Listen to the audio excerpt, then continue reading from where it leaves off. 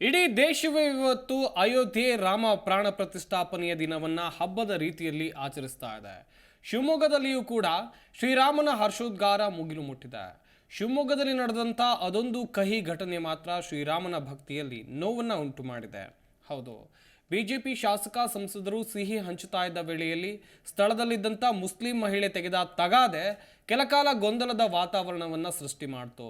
ಜೈ ಶ್ರೀರಾಮ್ ಅಂತ ಘೋಷಣೆ ಕೂಗ್ತಾ ಇದ್ದ ಭಕ್ತರ ಸಮ್ಮುಖದಲ್ಲಿ ಆಕೆ ಅಲ್ಲಾಹು ಅಕ್ಬರ್ ಅಂತ ಪ್ರಧಾನಿ ನರೇಂದ್ರ ಮೋದಿಯನ್ನ ನಿಂದಿಸತೊಡಗಿದ್ಲು. ಪೊಲೀಸರು ಮಹಿಳೆಯನ್ನ ವಶಕ್ಕೆ ಪಡೆದಾಗ ಬೆಳಕಿಗೆ ಬಂದ ಸತ್ಯವೇ ಬೇರೆಯಾಗಿತ್ತು. ಅದು ಶಿವಮೊಗ್ಗ ನಗರವನ್ನ ನಿಟ್ಟುಸಿರು ಬಿಡುವಂತೆ ಮಾಡಿತು.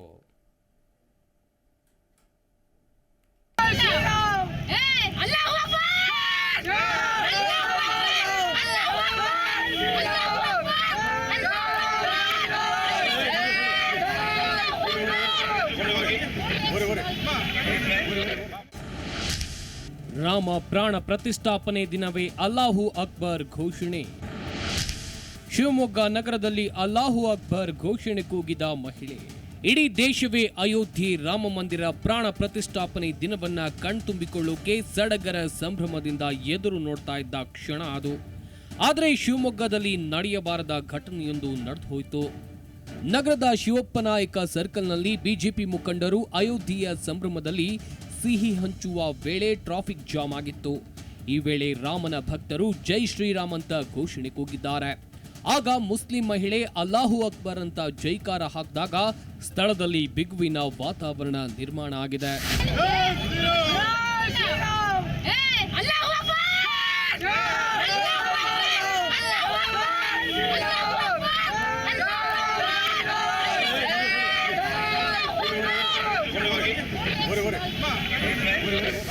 ಘೋಷಣೆ ಕೂಗಿದ್ದು ನಾವು ಸಂಭ್ರಮಕ್ಕೆ ತಡ್ಕೊಳಕ್ ಆಗ್ತಿಲ್ಲ. ಅವ್ರು ಬೇಕಂತ ನಾವು ಪ್ರೆಸ್ ಮೀಟ್ ಮಾಡ್ತಾ ಇದ್ದಾರೆ. ಈಶ್ವರಪ್ಪನವರು ಅಡ್ಡ ಬಂದು ಅದನ್ನ ಏನು ನೀವೆಲ್ಲ ಜೈ ಶ್ರೀರಾಮ್ ಅಂತ ಹೇಳ್ತಿದ್ದೀರಿ. ಜೈ ಶ್ರೀರಾಮ್ ಅಂತ ಹೇಳಲಿಕ್ಕೆ ನಮಗೆ ಹಕ್ಕಿದೆ. ಅವ್ರು ನಮ್ಮ ಭಗವಂತ, ನಮ್ಮ ಶ್ರೀರಾಮ ಆರಾಧ್ಯ ದೈವ. ಇವ್ರಿಗೆ ನಾವು ಯಾವ ತರ ಊರ ದೈವಕ್ಕೆ ಏನಾದ್ರು ಘೋಷಣೆ ಕೂಗಿದಾಗ ಅವ್ರು ಆಚರಣೆ ಮಾಡಿದಾಗ ನಾವು ಯಾವ ತರ ಅಬ್ಜೆಕ್ಷನ್ ಮಾಡಿದೀವ? ಅವರ ಧರ್ಮ ಅವ್ರನ್ನ ಆಚರಣೆ ಮಾಡ್ಲಿಕ್ಕೆ ಭಾರತ ಸಂವಿಧಾನದಲ್ಲಿ ಅವಕಾಶ ಇದೆ ಅಂತ ಆದ್ರೆ ನಮಗೂ ಅವಕಾಶ ಇದೆ. ಇವತ್ತು ಇಡೀ ಪ್ರಪಂಚದಾದ್ಯಂತ ಸಡಗರ ಇದು. ಜೈ ಶ್ರೀರಾಮ್ ತರ್ಕಾಗಲ್ಲ ಅಂತಂದ್ರೆ ಅವರ ಮಾನಸಿಕ ದೌರ್ಬಲ್ಯ. ಬಹುಶಃ ತಲೆ ಸರಿ ಇಲ್ಲ ಹೆಣ್ಮಗಳಿಗೆ ಅನ್ಕೊಂಡಿದ್ದೀನಿ ನಾನು. ಅಷ್ಟು ಹೀನವಾಗಿರ್ತಕ್ಕಂಥ ಮಾನಸಿಕತೆ ಒಳ್ಳೆಯದಲ್ಲ ಇದು. ಘೋಷಣೆ ಕೂಗಿದ ಮಹಿಳೆ ಮಾನಸಿಕ ರೋಗಿ. ಶಿವಮೊಗ್ಗದ ಮಾನಸ ಆಸ್ಪತ್ರೆಯಲ್ಲಿ ಚಿಕಿತ್ಸೆ. ಶಿವಮೊಗ್ಗ ಎಸ್ಪಿ ಮಿಥುನ್ ಕುಮಾರ್ ಸ್ಪಷ್ಟನೆ. ವಶಕ್ಕೆ ಪಡೆದ ಮಹಿಳೆಯನ್ನ ಪೊಲೀಸರು ವಿಚಾರಿಸುವ ಸಂದರ್ಭದಲ್ಲಿ ಆಕೆಯ ತಂದೆ ಠಾಣೆಗೆ ಬಂದಿದ್ದಾರೆ. ಆಕೆ ಮಾನಸಿಕ ಅಸ್ವಸ್ಥೆ ಅಂತ ತಿಳಿದು ಬಂದಿದೆ. ಚಿಕಿತ್ಸೆ ಪಡಿತಾ ಇದ್ದಾರೆ ಅಂತ ಆಸ್ಪತ್ರೆಯ ದಾಖಲೆಯನ್ನ ತೋರಿಸಿದ್ದಾರೆ. ಪೊಲೀಸರು ದಾಖಲೆಯನ್ನ ಪರಿಶೀಲನೆ ಮಾಡಿದಾಗ ಮಹಿಳೆ ಮಾನಸಿಕ ರೋಗಕ್ಕೆ ಚಿಕಿತ್ಸೆ ಪಡಿತಾ ಇರುವುದು ಬೆಳಕಿಗೆ ಬಂದಿದೆ. ಎಸ್ಎನ್ ಸರ್ಕಲ್ ಹತ್ರ ಒಂದು ಹೆಣ್ಮಗಳು ಒಂದು ಟೂ ವೀಲರ್ನಲ್ಲಿ ಆಕೆ ಮತ್ತು ಆಕೆಯ ಫ್ಲವರ್ ಮಾರ್ಕೆಟ್ ರೋಡಿಂದ ಟುವರ್ಡ್ಸ್ ಎಸ್ಎನ್ ಸರ್ಕಲ್ ಕಡೆಯಿಂದ ನಮ್ಮ ಅಶೋಕ ಸರ್ಕಲ್ ಬರ್ತಕ್ಕಂಥ ಗಾಡಿನಲ್ಲಿ ಬರ್ತಾ ಇರುವಾಗ ಮಧ್ಯೆ ಅಡ್ಡ ರೋಡ್ನಲ್ಲಿ ನಿಲ್ಲಿಸ್ತಾರೆ. ಟೂ ವೀಲರ್ ನಿಲ್ಲಿಸ್ಬಿಟ್ಟು ವಿಡಿಯೋ ಚಿತ್ರೀಕರಣ ಮತ್ತು ಫೋಟೋ ತೆಗಿಲಿಕ್ಕೆ ಅಂತ ಮೊಬೈಲ್ನ ತಗೊಂಡು ವಿಡಿಯೋಗ್ರಫಿನ ಮಾಡ್ತಕ್ಕಂಥ ಸಂದರ್ಭದಲ್ಲಿ ನಮ್ಮ ಪೊಲೀಸವರು ಕೂಡ ಅವ್ರಿಗೆ ಹೇಳ್ತಾರೆ, ದಾರಿನಲ್ಲಿ ನಿಂತುಬೇಡ, ಸ್ವಲ್ಪ ಸೈಡಿಗೆ ಬನ್ನಿ, ಟ್ರಾಫಿಕ್ಕಿಗೆ ಸಮಸ್ಯೆ ಆಗ್ತದೆ.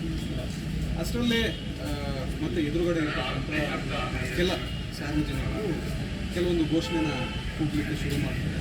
ಅದಾದಾಗ ಈಕೆನೂ ಕೂಡ ಕೆಲ ಘೋಷಣೆಯನ್ನು ಕೂಗ್ತಾರೆ. ಸೊ ಇಮಿಡಿಯೇಟ್ಲಿ ನಮ್ಮ ಪೊಲೀಸವರು ಅಲ್ಲೇ ಇರ್ತಾರೆ, ಸರೌಂಡಿಂಗ್ ಇರ್ತಾರೆ. ಅಲ್ಲಿ ಲೇಡೀಸ್ ಸ್ಟಾಫ್ನ ಕರ್ಕೊಂಡು ಬಂದು ನಮ್ಮ ಪೊಲೀಸ್ ವಾಹನದಲ್ಲಿ ಆಕೆಯನ್ನು ಕರ್ಕೊಂಡು ಬಂದು ನಮ್ಮ ಸ್ಟೇಷನಲ್ಲಿ ವಿಚಾರಣೆ ಮಾಡ್ತೀವಿ. ವಿಷಯ ದೊಡ್ಡದು ಮಾಡಬೇಡಿ, ಮಹಿಳೆ ತಂದೆ ಮನವಿ. ನೀವು ಹೇಗೆ ಆಕೆ ಮಾನಸಿಕ ಅಸ್ವಸ್ಥೆ ಅಂತ ತೀರ್ಮಾನಿಸ್ತೀರಾ? ಸರ್ಕಾರಕ್ಕೆ ಬಿಜೆಪಿ ನಾಯಕ ಕೆಎಸ್ ಈಶ್ವರಪ್ಪ ಪ್ರಶ್ನೆ. ಘಟನೆ ಬಗ್ಗೆ ಪ್ರತಿಕ್ರಿಯಿಸಿ ಮಾತನಾಡಿದ ಮಹಿಳೆ ತಂದೆ ಸೈಯದ್ ಅಬ್ಬಾಸ್, ನನ್ನ ಮಗಳು ಮೊದಲಿನಿಂದಲೂ ಸ್ವಲ್ಪ ಮಾನಸಿಕ ಅಸ್ವಸ್ಥೆಯಾಗಿದ್ದಾಳೆ.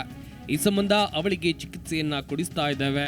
ಕಳೆದ 10 ತಿಂಗಳಿಂದ ಗಂಡನ ಮನೆ ಬಿಟ್ಟು ನನ್ನ ಮನೆಯಲ್ಲಿ ಇದ್ದಾಳೆ ಅಂತ ಹೇಳಿದರು. ಟ್ರೀಟ್ಮೆಂಟ್ ಕೊಡ್ತಾ ಇದ್ದಾರೆ. ಮಾನಸದಲ್ಲಿ ಆಮೇಲೆ ಓಪನ್ ಮೈಂಡ್, ಆಮೇಲೆ ಶ್ರೀಧರ್, ಆಮೇಲೆ ಮಣಿಪಾಲಲ್ಲೂ ಕೊಡಿಸ್ತಾ ಇದ್ದೀವಿ. ಆಮೇಲೆ ಯಾವುದು ಅಡ್ಮಿಟ್ ಮಾಡೋಕ್ಕೆ ಹೇಳಿದ್ದಾರೆ ಮಣಿಪಾಲಲ್ಲಿ. ಆಮೇಲೆ ಮತ್ತು ಇಲ್ಲಿ ಯಾವ ಬ್ರೋಕರ್ ಕಲ್ಪವೃಕ್ಷ ಅಂತ ಅಲ್ಲೂ ಓಪನ್ ಮಾಡಿ ರಾಕೆಟ್ ಮಾಡೋಕ್ಕೆ ಹೇಳಿದ್ವಿ. ಎಲ್ಲಿ ಕರ್ಕೊಂಡು ಈಗ ಇದ್ದಕ್ಕಿದ್ದಂಗೆ ದಿನ ಗಲಾಟೆ ಮಾಡೋದು, ಆಮೇಲೆ ಮನೆಗೆ ಟಿ ವಿ ಹೊಡೆದು ಹಾಕೋದು, ಆಮೇಲೆ ಭಾಳ ತೊಂದರೆ ಕೊಡ್ತಾರೆ ಮನೆಗೆ. ಮೆಂಟಲಿ ಒಂಥರ ತಿರ್ತಾರೆ, ಮೆಂಟಲಿ ಏನು ನಡೀತಾ ಗೊತ್ತಾಗಲ್ಲ. ಆಮೇಲೆ ಅಕ್ಕಪಕ್ಕ ಮನೆಯಲ್ಲೆಲ್ಲ ಬೇಜಾರು ಸಿಗುತ್ತೆ, ಕೂಗಾಟ ಗಲಾಟೆ ಮಾಡಿ ಅವ್ರ ಮಂಡ್ಯಲ್ಲಿ ಏನು ಬರ್ತದೆ ಅದೇ ಮಾಡೋದು, ಯಾರು ಮಾತು. ಇದರ ಹಿಂದೆ ಷಡ್ಯಂತ್ರ ಇರುವ ಸಾಧ್ಯತೆ ಇದೆ. ಹಾಗಾಗಿ ಸೂಕ್ತ ತನಿಖೆ ನಡೆಸುವಂತೆ ಎಸ್ಪಿಗೆ ಕೋರಿದ್ದೇನೆ. ಇಡೀ ಶಿವಮೊಗ್ಗ ರಾಮ ಮಂದಿರ ಉದ್ಘಾಟನೆ ಸಂಭ್ರಮದಲ್ಲಿರುವಾಗ ಈ ಘಟನೆ ನಡೆದಿದೆ. ಇದು ಬೇಸರ ಮೂಡಿಸಿದೆ. ಮಹಿಳೆ ಹಿಂದೆ ಯಾರಾದರೂ ಇರಬಹುದು, ಪ್ರಚೋದನೆ ನೀಡಿರಬಹುದು ಅಂತ ಕೆಎಸ್ ಈಶ್ವರಪ್ಪ ಕಿಡಿಕಾರಿದ್ದಾರೆ. ಒಬ್ಬ ಬುರ್ಕಾ ಹಾಕ್ಕೊಂಡ್ರಂಥ ಹೆಣ್ಮಗಳು ಇವತ್ತು ಆ ಒಂದು ಶಿವಪ್ಪ ನಾಯಕ ಪ್ರತಿಮೆ ಬೆಳಿ ರಾಮ ಮಂದಿರದ ಪ್ರತಿಷ್ಠಾಪನೆ ಆಗ್ತಾ ಇರೋಂಥ ಈ ಸಂದರ್ಭದಲ್ಲಿ ಸಂಭ್ರಮವನ್ನು ಆಚರಣೆ ಮಾಡಿ ಲಡ್ಡು ಹಂಚ್ತಾ ಇರೋಂಥ ಸಂದರ್ಭದಲ್ಲಿ ಬುರ್ಕಾ ಹಾಕ್ಕೊಂಡಿರೋಂಥ ಒಬ್ಬ ಹೆಣ್ಮಗಳು ಅಲ್ಲಿ ಬಂದು ಮೋದಿಗೆ ಟೀಕೆ ಮಾಡಿ ಅದೇ ರೀತಿ ಅಲ್ಲಾಹ್ ಅಕ್ಬರ್ ಅಂತ ಕೂಗಾಟ ಮಾಡಿದ್ದು ನಾನು ಕೂಡ ಟಿ ವಿಗಳಲ್ಲಿ ನೋಡಿದೆ.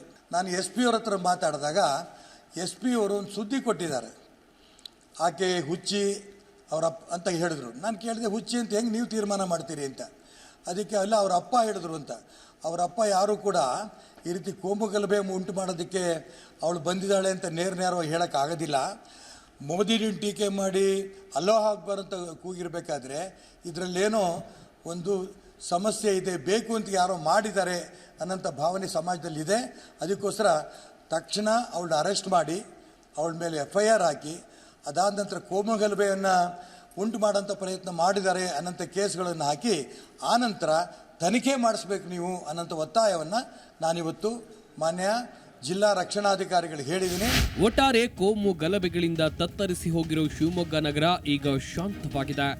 ಇಂದಿನ ಘಟನೆ ಬೇರೆಯದ್ದೇ ಸ್ವರೂಪ ಪಡೆಯಬಹುದಿತ್ತಾದರೂ ಶ್ರೀರಾಮ ಭಕ್ತರು ಅದಕ್ಕೆ ಅವಕಾಶ ನೀಡದಂತೆ ಅರ್ಥಪೂರ್ಣವಾಗಿ ಶ್ರೀರಾಮನ ಪ್ರಾಣ ಪ್ರತಿಷ್ಠಾಪನೆ ದಿನಕ್ಕೆ ಸಾಕ್ಷಿಯಾಗಿದ್ದಾರೆ.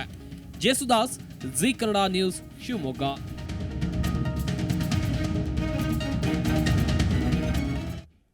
ನಿಮ್ಮ ಜಿ ಕನ್ನಡ ನ್ಯೂಸ್ ಚಾನೆಲ್ ಈಗ Sun Direct number 292, U digital number 162, city cable number 51, GTPL number 17, Abhishek cable number 821, Rockline telecommunication number 51, Shri Basaveshwara cable number 60, Vinayaka digital number 53 ನೆಟ್ವರ್ಕ್ಗಳಲ್ಲಿ ಲಭ್ಯ.